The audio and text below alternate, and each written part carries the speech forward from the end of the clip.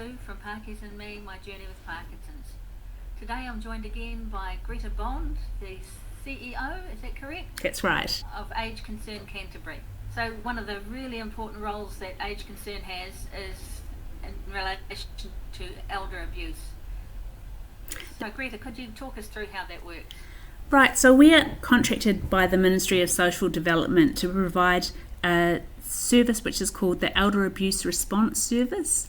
Now, we have some clinicians, 4 based in our Christchurch office, 1 based on the West Coast and 1 based in Timaru, whose job it is to respond to referrals around elder abuse. And when you say clinicians, what sort of clinicians would they be? Some of them are social workers and some of them are nurses. Okay, so you get people ringing in with cases, or do you get referrals from hospitals? Where do your referrals come? Our referrals come from all sorts of places. So we get some from hospitals, some from GPs, some from concerned neighbours and friends, relatives. We get some from the police. We have even had some from the RSPCA. So it's an elder abuse and neglect service. So all those things can be looked at. Actually, it's interesting. And I know this is part of the package, if you like, of elder abuse, but people think of abuse as something directly sort of abusing somebody, but they don't see the neglect side of things so much. Neglect is they don't see somebody yelling at an older person, but they don't see them not providing them with necessary things that they need in their lives. I think one of the things we see quite a lot of in the neglect space is a lot of self-neglect. So that's people living in squalor or with problems around hoarding. But we also see a lot of cases where, for example, you might have an older couple who have been in the situation where one has been providing care to the other, and it's fully well-intentioned and so forth, and they've been living together like a really long time, but the caregiver gets a bit overwhelmed and ceases to be able to provide the care that the person in need actually needs. And so a lot of times it's not about, again, finding a perpetrator and punishing them. It's actually looking at the overall situation of the family and whānau and the older people and their relationships, and actually looking at what they need and linking them into more social services and finding a way for them to be provided with the things that they need. Actually, it's interesting you talk about an older couple. You know, it can be that, like you say, they've been living together for some time. You know, maybe they've been supporting each other, one more than the other, and they're not willfully neglecting the person, but they're getting older themselves. Yes. But sometimes pride can get in the way. So, you know, and sickness and health might get in the way of accepting support from outside agencies.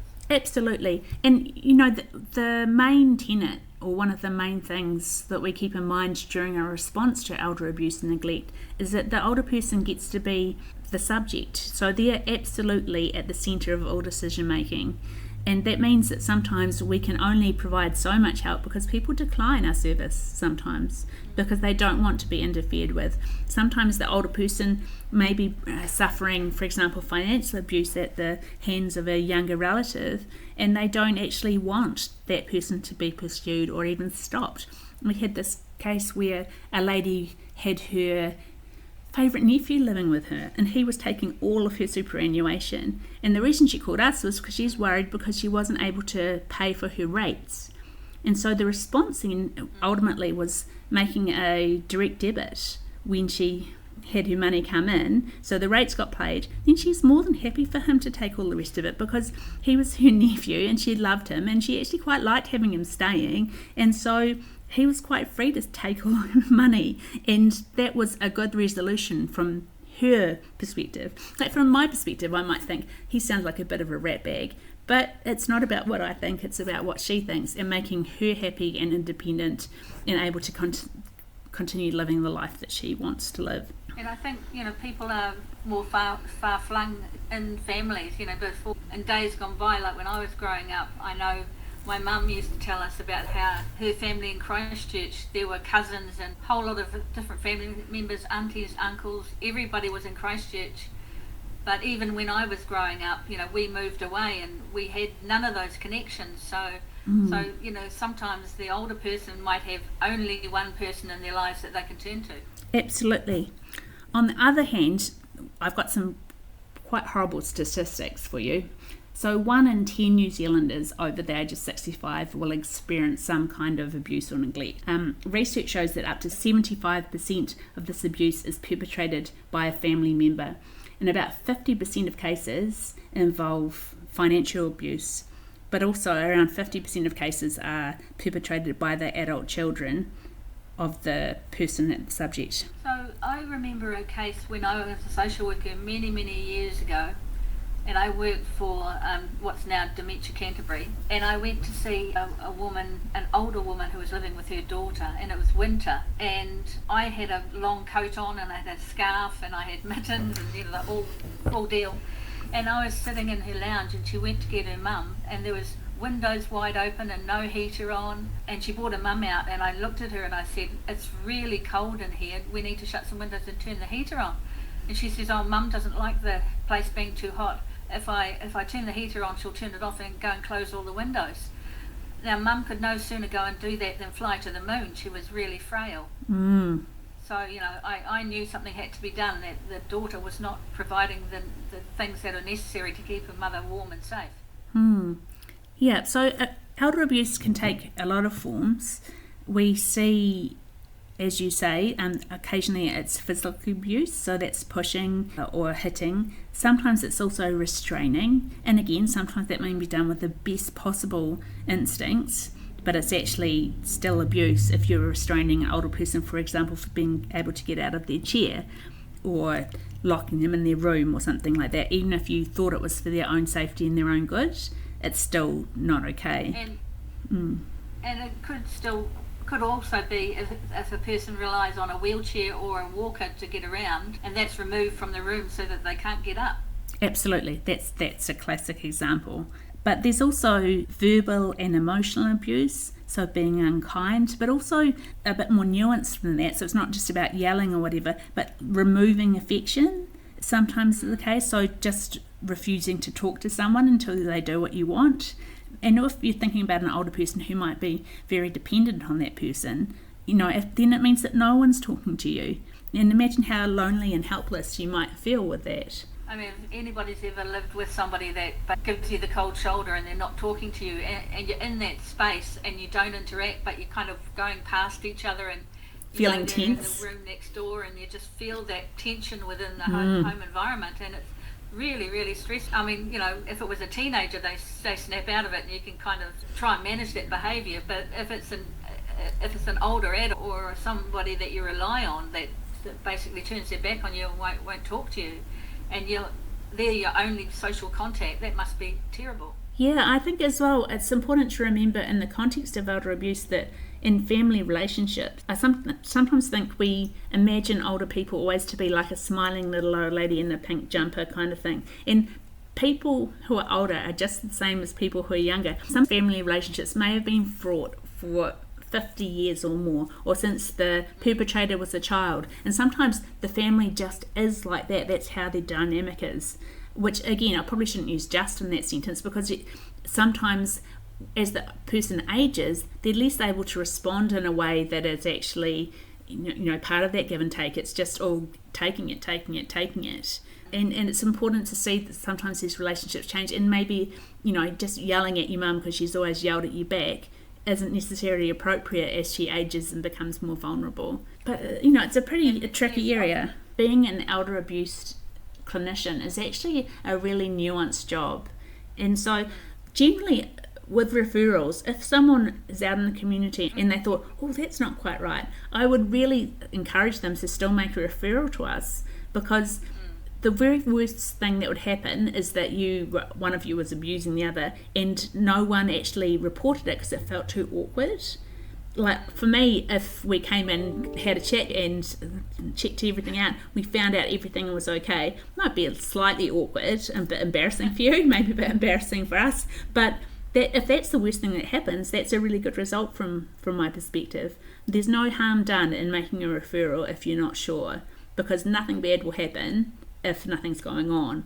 And nothing bad will happen if something is going on. It can only be to help the people to the extent that they want to be helped, and linking them in with services to help support them. Sometimes we see some real rap acts, have to say, and in that case, occasionally we might get the police involved. for example, we had one lady who we'd seen, and she was living in her home alone in Kashmir, and basically I think a guy came along, if I remember correctly, and he was fixing her roof for her, and he just noticed a couple of other things that needed doing around the house, so she had him in to do that. Now, she had a dementia, reasonably fast progressing, but skip forward 3 months and she has actually moved out of her house, which has been sold, and she's living in a caravan at the end of the garden of this man and his wife. Now, the $350,000 or $400,000 from the house is nowhere to be seen. Now, this couple was taking really good care of this lady, who is quite far along her dementia journey, but they had ripped her off of all the money from her house. So ultimately, there was an intervention, but I think it may still be ongoing. This lady's moved into a rest home where this couple still tried to visit her, but she'd kind of had forgotten them. She wasn't upset by not being with them at that stage at all. And basically they're looking at being prosecuted by the police for that. Gosh, I certainly hope that happens. Well, again, it's news. They looked after her really well, but they also simultaneously stole all her money. And she was quite happy to be living in the back of their garden. So it's quite nuanced. I don't think they would probably even regard themselves as being particularly bad people, but in my mind they are. but yeah. And I'm a great believer in intuition.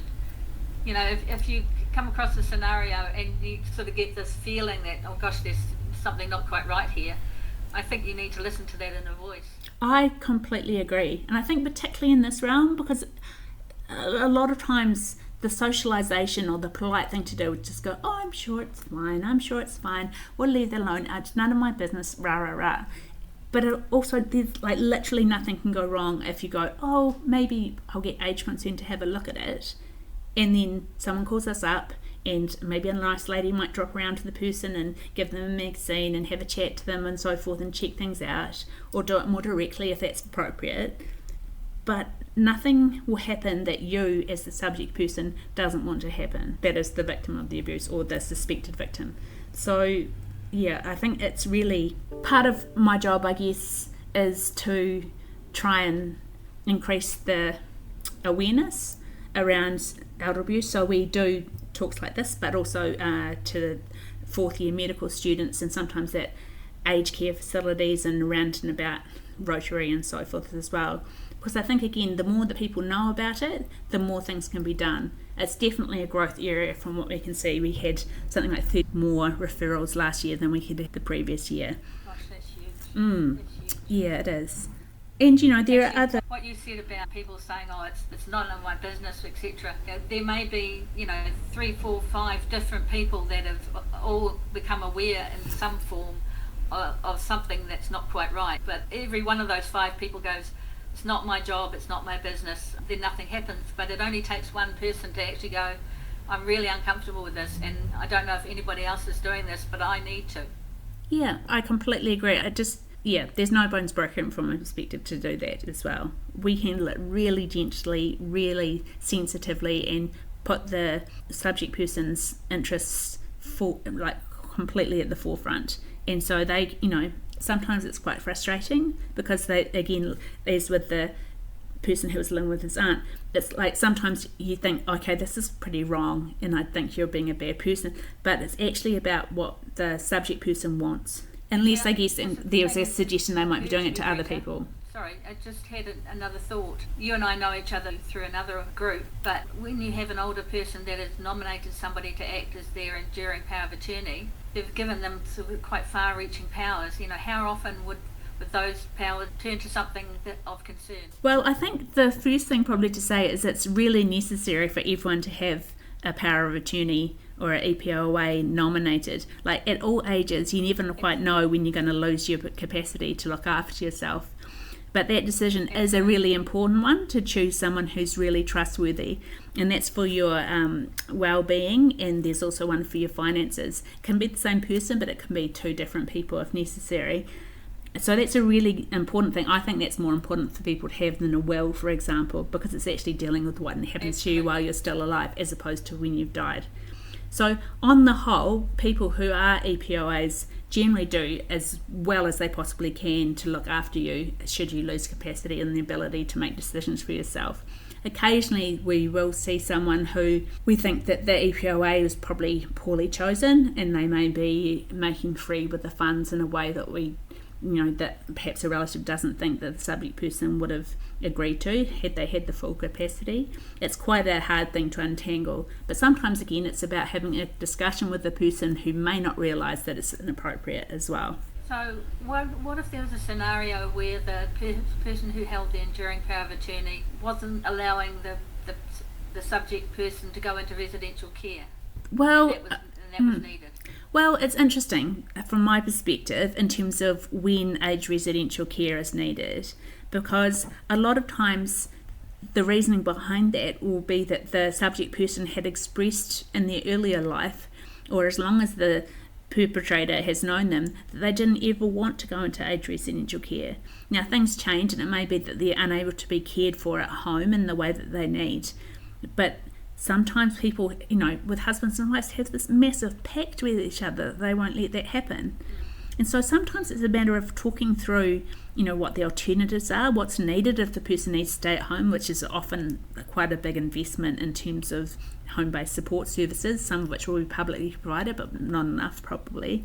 And it's actually drawing attention to the people that if they really want to be looking after the person, this is probably what is clinically recommended at this time. Sometimes we see that people don't want their parents going into aged care because it'll eat up a lot of their assets in terms of, the subsidy not covering it, or they've got too much money in the bank and so that'll be eaten up by the residential care. And we've even seen people take their parents out of residential care, again, which is fine if a family can commit to appropriately caring for them in their own home. But oftentimes that's not actually possible, or not possible within the resources that the family have or their personal resources in terms of time. So often that doesn't go well. But yeah, in the first instance we'd probably talk to the person who, the EPOA that is, and just ensure that they have the person's best interests at heart as they understand it. Sometimes even when capacity has been lost, it's possible to talk to the person and see what they want. Even just because they don't have their legal capacity doesn't mean they don't have an opinion about things. And we try very hard to support them. On a really rare occasion, it might be necessary to go to court if there's a widespread understanding amongst a number of providers or perhaps the police that the EPOA is not working on the best interests of the older person. Actually, good to hear you say that you need to talk to the subject person about their understanding. As a social worker, I remember being told that even if a person lacks capacity, that the law states that they must be consulted to the best of their ability. Absolutely. And so I think they have to be part of the discussion. Yeah, and I think medically, because losing your capacity is such a sort of black and white thing with quite a high threshold for it, a lot of times clinicians in particular tend to think, and lawyers definitely think, capacity's gone, we no longer have to even think about the person as a person. It's almost like they become an object to be sort of traded between other people. And I think it's so important to try and discern what the older person wants. It's really critical. And, going into dementia here for something, for example, is quite a big deal for people. And if they don't want to, and it's possible for them to not, then that's what the family should be working towards, in my opinion, because that's the well-being and dignity of the older person. And sometimes if it's inevitable and it must be done, then it's about looking about how that can be best supported and that transition made as easy as possible for the older person. And I know through my work and working in a hospital that the doctors are the ones that activate the enduring power of attorney for welfare, and they don't do it lightly, and it will take them maybe a couple of weeks of getting to know that person and talking to them and trying to ascertain their understanding of not just the enduring power of attorney but life in general. And they take that really, really seriously because they are basically taking away a person's rights as an adult to make their own decisions. Just before COVID, actually, that there was a lady visiting who was from the World Health Organization. She was doing an overall scan of residential care in New Zealand, particularly in locked wards and the taking away of people's liberty, because that's, from a human rights perspective, is a really high bar. And if there was enough funding throughout the system, I think you wouldn't need to have locked wards, because you'd have enough staff to be able to manage people, maybe even on a one-to-one basis, so that wouldn't be necessary. So it is a decision that we as New Zealanders and our government is making, is that we don't want to invest enough in dementia care so that locked wards become necessary. And we're not infinitely wealthy, but it is a choice, and should be recognised as a choice that we as a country are making, that we're actually confining people many times against their will because we're not willing to put enough resource in it to be able to manage it properly. And I remember when I was working for what is now Dementia Canterbury, and since I moved to Christchurch, I recognised that there are a lot of tramping clubs and walking groups and things like that. And people used to talk about somebody wandering, and I said, well, they're not actually wandering as such. It has been their lifestyle that they look outside and it's a lovely sunny day, and they'll go for a walk for 4 hours, and that's just what they've always done. But just because they're getting older and maybe a bit forgetful, people go, oh, they're wandering, they're a danger to themselves, but they can probably get to and from where they usually go quite happily. Also, I think that whole wandering thing is a bit contextual, because I think a lot of times people might, for example, meet someone who's been wandering and become lost or something, and it seems like the worst thing in the world for that stranger to try and manage looking after it, finding out who this person is, finding their way home. But if we were all a bit more educated and all a bit more kind, then obviously this is possibly pie in the sky kind of thinking, but if someone was wandering and they might wander and they could say to someone, I don't know where I'm supposed to be, and that person would go, that's all right, I'll take care of you and I'll see you home. And or find out that we have this process, I'll call this line, or I'll talk to the police and we'll just get you home and you'll be fine. And as opposed to it being an absolute, obviously it's tricky, in rural areas it might be a bit trickier, but if everyone had some sort of tracking device or whatever that you can get quite freely in terms of that, and I just feel like we could do better if we were less governed by fear and more governed by supporting the dignity and well-being of the older person, even if they do have dementia. Sorry, that's a bit of a sidetrack, but I do think the thing about elder abuse in particular is maintaining the dignity of the subject person and their well-being, and having that at the centre, and recognising that older people are still human, and so there's not an age where you get to where your wishes don't count anymore. Your wishes count all the way. You're still yourself. Even if you've may have shed some bits of yourself, you're still yourself, and you're still a human, and you still have the right, where it's possible, to have your wishes attended to and your rights respected. Actually, that scenario about coming across a person in the community looking confused.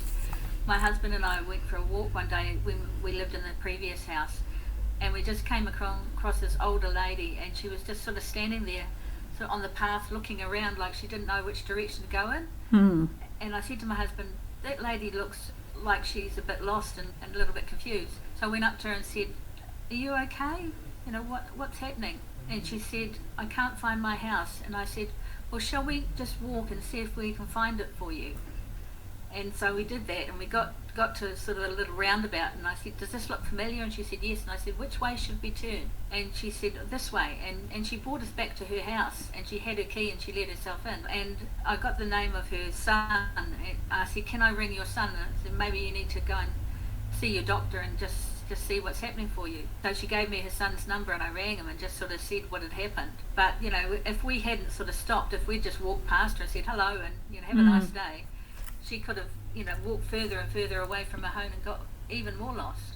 Yeah, absolutely. And I think that's in some ways the ideal scenario, is that you might go for a walk and be free to go for a walk, get a bit confused, and someone kind will come and take the time, not be freaked out by you, not be worried and trying to get everything done as soon as possible, but just quietly meet you at your own pace, find a way to get you home, ensure that there's some support and security around you, and off you go.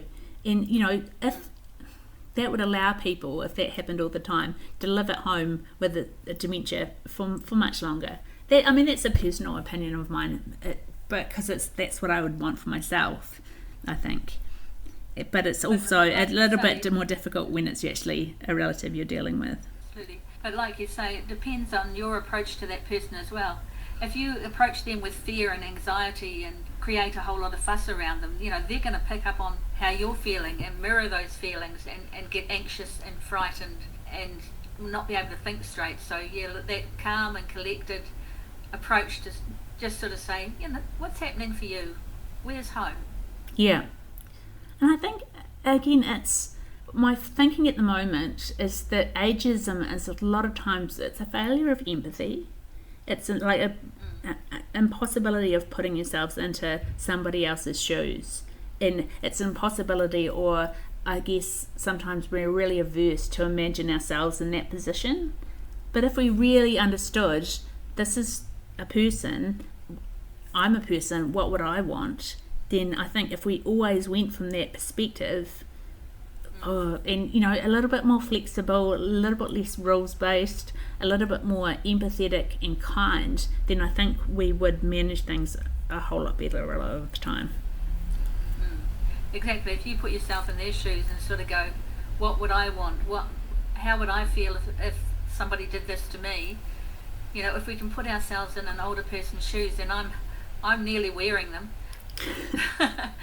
Then, you know, I hope that somebody approaches me with the same dignity as if I was 25. Absolutely. Rather than 65.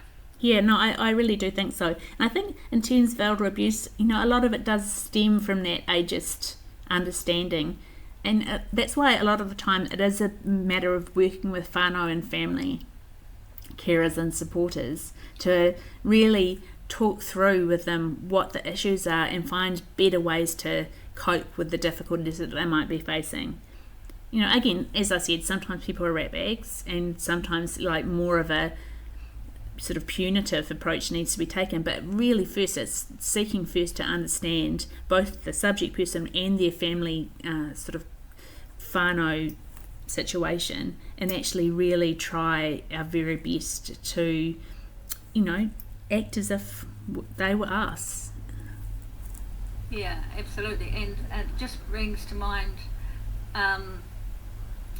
often when I had a person who was supporting, it could be a daughter supporting her mum or her dad, whoever was in that supporting role, and the person was sort of getting worse and worse with their dementia, and the person caring for them would say, oh, it's just like having a 3-year-old, you know, they're just like a child. And I used to say to them, they have high needs and need to be supported like a child does, but they are adults and they've lived a life and they deserve respect. They are not to be treated like children. Yeah, no, I couldn't agree more with that as well. I mean, obviously it's a very complicated and complex field, but if we held that at the core, you know, the dignity of the older person, their right to self-determination insofar as that's possible, and tried to support that, then I think our world would look very different. I mean, I could go on a bit of a political rant about how we're one of the wealthiest countries in the world, and there's no reason that we can't be investing more in the health system more widely, but in older persons' need and the needs of people with dementia. I could go on at some length. I will not. But, you know, the distance from what we have now to what we would like to see and that we've been discussing today is actually not so very far. It's within our capacity should we choose to make that decision. And I mean, we as a society, individual families may find it incredibly tough, but we're here to support them on that journey. Yeah, and, you know, as elders, they're coming to the end of their journey ultimately, but it's also respecting the journey thus far, the people that they have been, the things that they've done with their lives. I did a project when I worked with people with dementia, and went into the residential facility, and I got people's stories from them and from their family. And there were people that we got a photo of a guy who'd been in the Air Force in the war, and you know he'd fought for his country, and there were all sorts of really amazing stories. And we put the stories up and we put the photos up so that they wouldn't just be seen as that older person that nobody was interested in. They didn't want to know their stories, but it just humanised them. Yeah. We're actually running at the moment through Keeping On magazine, which is our 4-yearly magazine, a writing competition for older people. That's people over 65, and it's, I think, 750 words, short story of personal experience. I can't remember what the topic is off the top of my head, but if you go to our website, which is ageconcerncan.org.nz, you'll find some more information about that. But it's basically, again, it's the same principle. Older people have all these fascinating stories, and a lot of times ageism is based on the misunderstanding that people are only what you see before you. And if you ask even the most banal or like little question about people's lives, you suddenly these huge rainbow panoramas of awesomeness can arrive. And yeah, so that's what we're doing at the moment as well, to try and get some of these older people's stories, get them published. That sounds amazing. Actually, that just reminds me of a funny little incident I had when I was working for Alzheimer's Canterbury, and we used to take people to see a day program that they could go to and socialise, etc. And I met this lady and her mum at this place, and we sat down with the manager of the facility, and we started asking questions, or she started asking questions about the mum's history.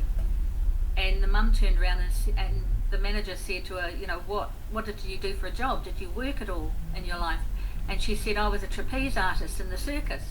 Wow. And the manager and I looked at each other and looked at the daughter, and the daughter goes, She was a trapeze artist in the circus.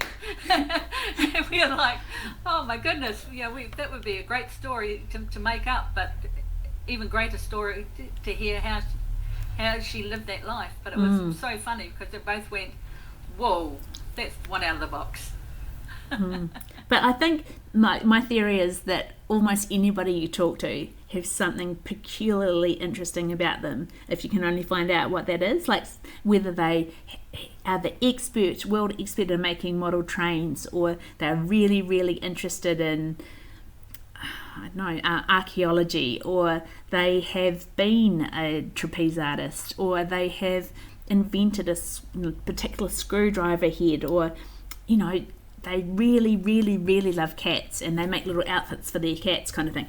Everyone's got something peculiarly interesting about them, if only you can find it. And I think older people, because they've been living for so much longer, they have even more opportunity for these amazingly interesting stories and secrets to happen.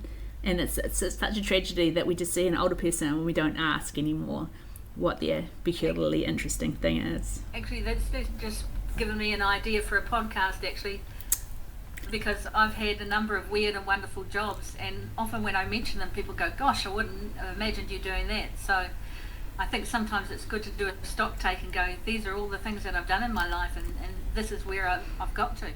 Yeah, absolutely. I think that's right. And also because you kind of take it for granted because you're the one who did it.